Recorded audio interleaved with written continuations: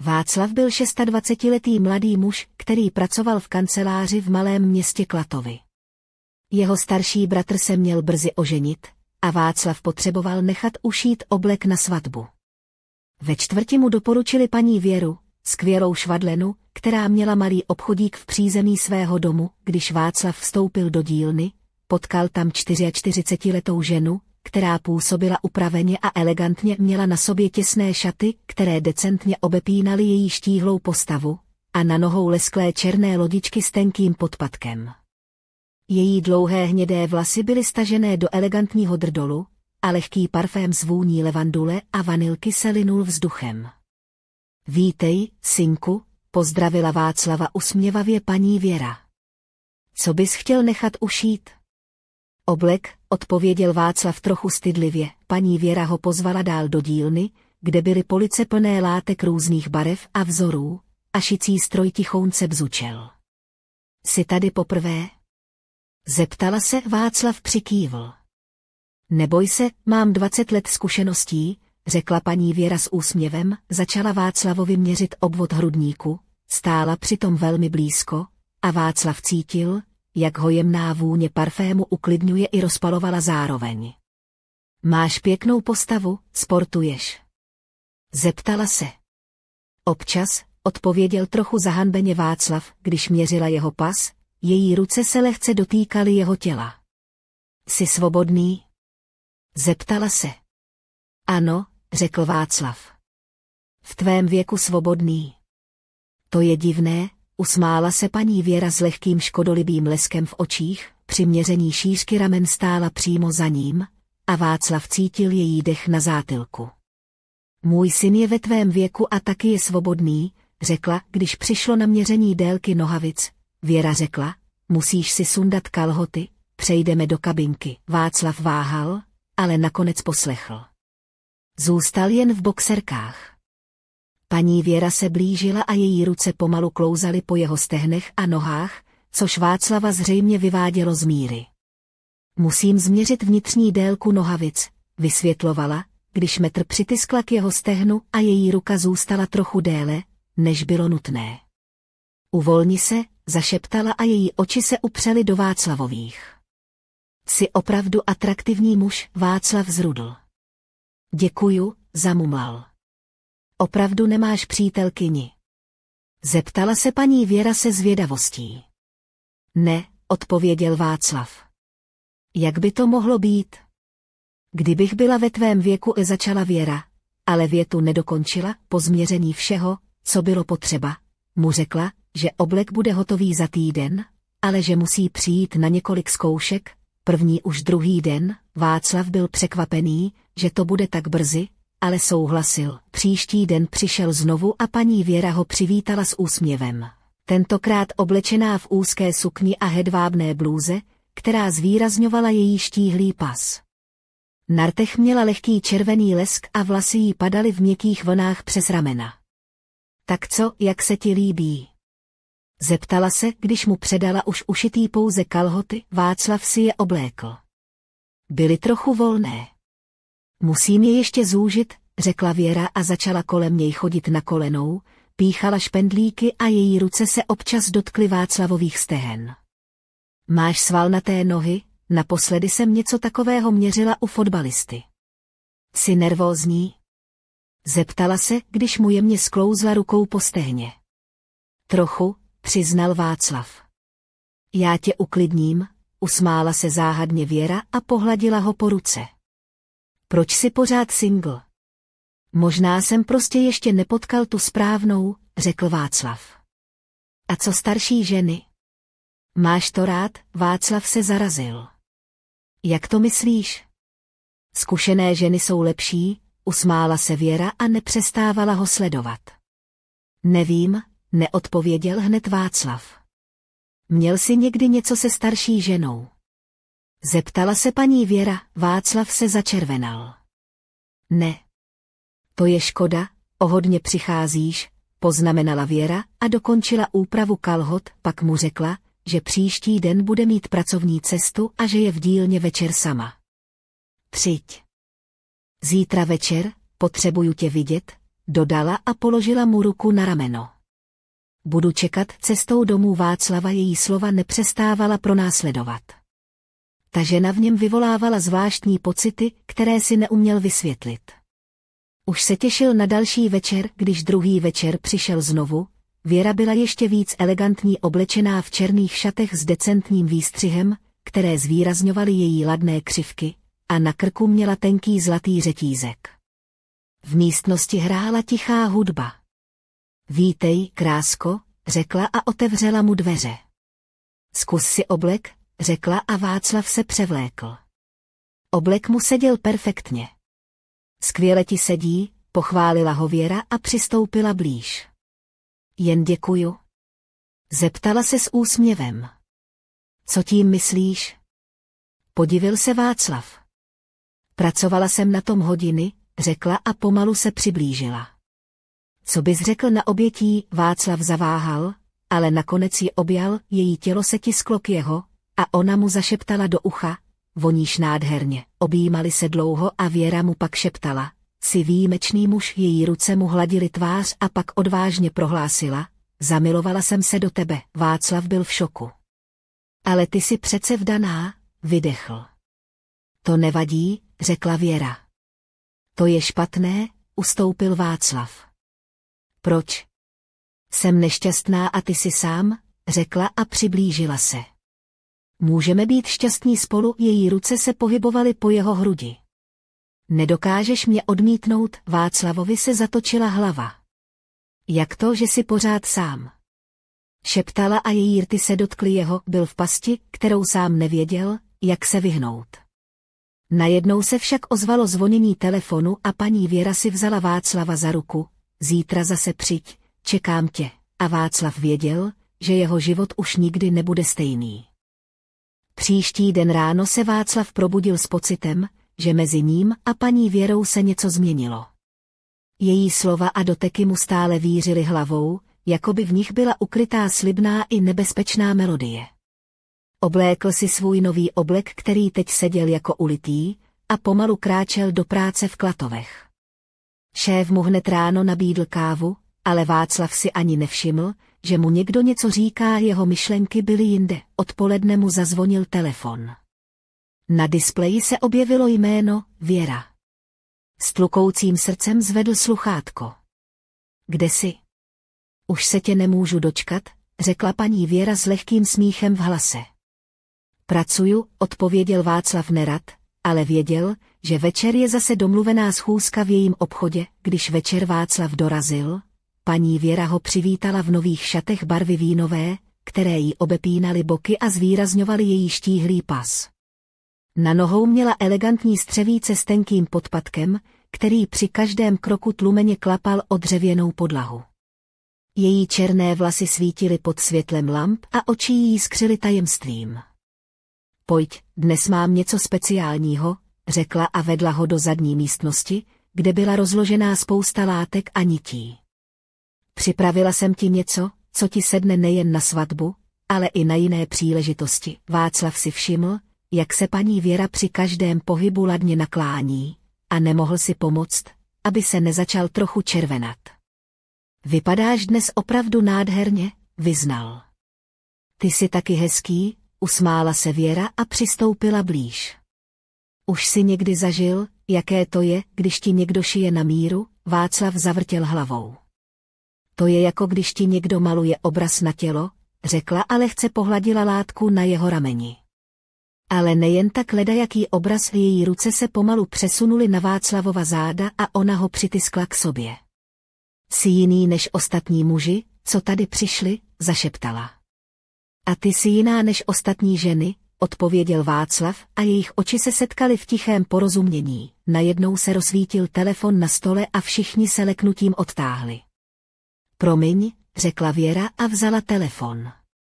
Ano, tady je manželka, řekla ledově a zavřela se do jiné místnosti. Václav zůstal stát sám a v hlavě mu vířily otázky.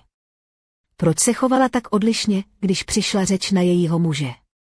A co vlastně znamená její nabídka na společnou budoucnost? Když se vrátila, byla znovu usměvavá, ale v očích měla něco nevyřčeného. Myslím, že tohle bude začátek něčeho výjimečného, řekla a podala mu šálek čaje. Václav si v duchu říkal, že se do toho zamotal víc, než chtěl. Ale zároveň se nemohl ubránit fascinaci tou tajemnou ženou, která si získávala jeho důvěru i srdce. Večer skončil, ale Václav věděl, že otázky, které mu paní Věra zanechala, ho budou pronásledovat. A jedna z nich byla zvlášť znepokojivá, co všechno je ochotná obětovat, aby získala to, co chce, a právě když odcházel, zahlédl na stole její manželský prsten, který zůstal ležet vedle starého dopisu. Co ten dopis skrýval? A jaká tajemství čekají, až Václav přijde příště? Václav si nemohl pomoct, ale ten dopis ho nenechal chladným. Byl to žlutý, lehce zažloutlý papír s elegantním písmem, které vypadalo, jako by pocházelo z dávno zapomenutých časů. Okraje dopisu byly lehce potrhané a Václav měl pocit, že se dotýká něčeho, co by neměl vidět. Srdce mu bušilo jako o závod, když si ho schoval do kapsy a vydal se zpátky na ulici. Následující den se ve městě rozhostilo zatažené, lehce chladné počasí, které dokonale ladilo s Václavovou náladou. Věděl, že by měl být v práci, ale jeho myšlenky se stále točily kolem paní Věry, jejího manžela a tajemného dopisu. Když si během obědové pauzy sedl na lavičku na náměstí, vytáhl dopis z kapsy a pomalu ho začal číst. Milá Věro, začínal dopis, už nemohu dál unášet tíhu naší minulosti. To, co jsme kdysi měli, je pryč a já už nechci žít ve stínu lží a tajemství. Pokud čteš tento dopis, znamená to, že se něco změnilo. Prosím, buď silná a nezapomeň, že naše minulost je naše kletba i naše svoboda. Václav nechápal. Kdo byl ten muž, který napsal tento dopis? A proč ho Věra schovávala právě tady, v dílně, kde šila právě jemu oblek? V hlavě mu začaly vířit nejrůznější scénáře, od těch romantických až po temné. Možná je to nějaká stará hádka, nebo snad něco horšího, pomyslel si, jeho telefon zazvonil a na displeji se objevilo Věrovo číslo. Ahoj, Václave, zazněl její hlas, tentokrát trochu nervózně. Mám pro tebe připravenou další zkoušku. Přijdeš? Václav zaváhal.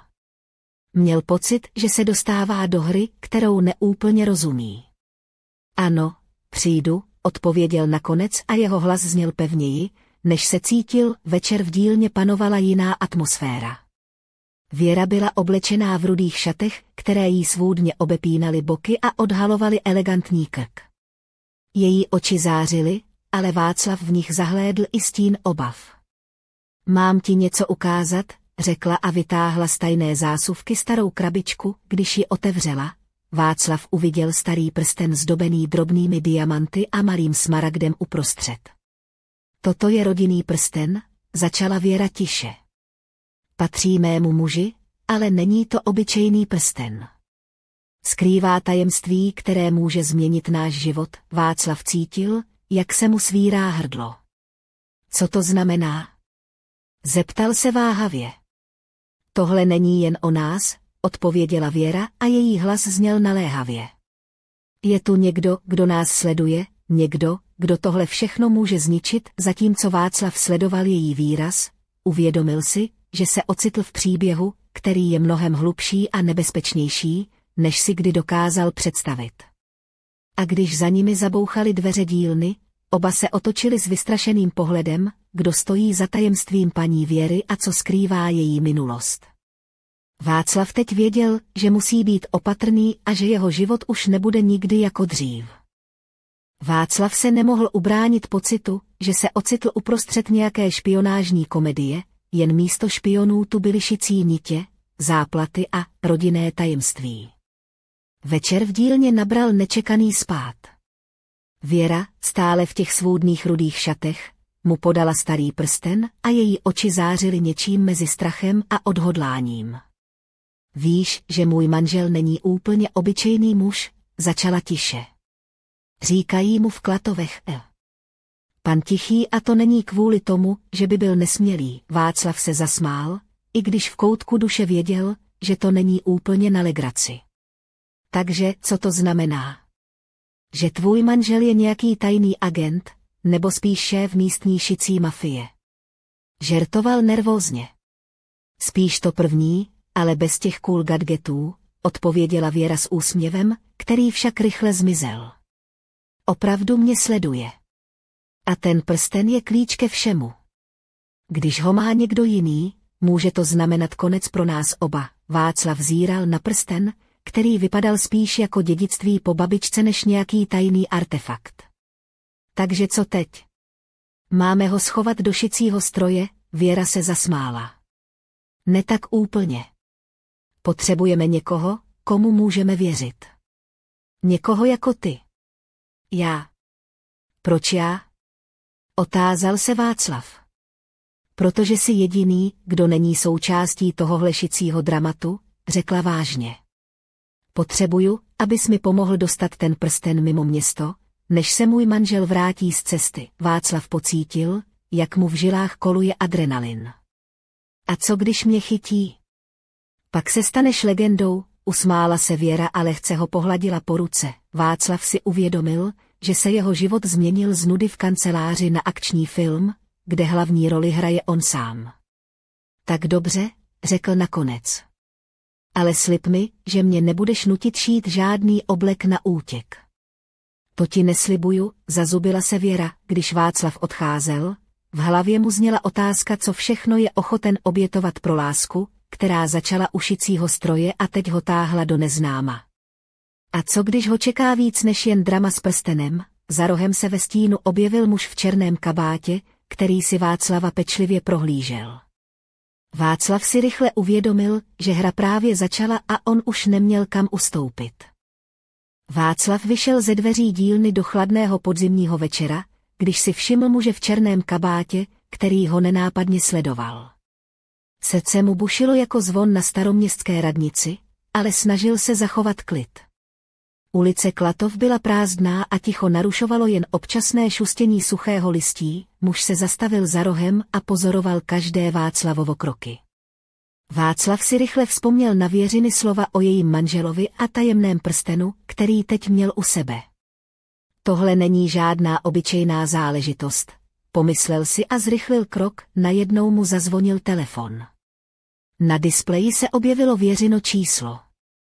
Václave, rychle se vrať do dílny, zašeptal jí hlas do telefonu.